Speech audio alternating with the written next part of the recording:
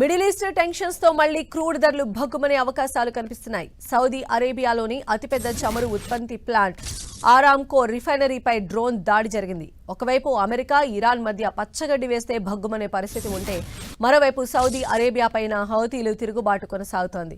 ఇరాన్కు support ఇస్తున్న Houthi తిరుగుబాటుదారులు తాజాగా ఎర్ర సముద్రాన్ని దిగ్బంధనం చేసినట్లు ప్రకటించారు. అలాగే ఆరామ్కో పైన హౌతీలు డ్రోన్తో అటాక్ చేశారు. యెమెన్ పైన సౌదీ జరిపిన వైమానిక దాడులకు వ్యతిరేకంగా ప్రతిదాడులు చేసినట్లు హౌతీలు ప్రకటించారు.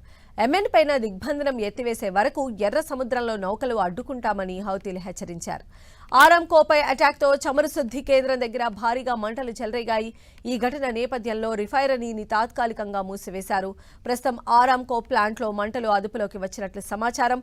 ఈ ఘటనలో ఇప్పటివరకు ఆస్తి, ప్రాణనష్టం వివరాలు తెలియరాలేదు.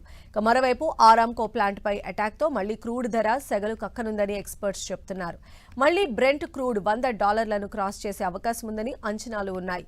సౌదీ అరేబియాకు చెందిన నౌకల రాకపోకలను అడ్డుకోవడానికి బాబ్ ఎల్ మాంబర్డ్ జలసంధిని మూసివేస్తామని హౌతీ తిరుగుబాటుదారులు ప్రకటించడంతో క్రూడ్ రవాణా నౌకలకు మరిన్ని ఇబ్బందులు తలెత్తే అవకాశం ఉంది.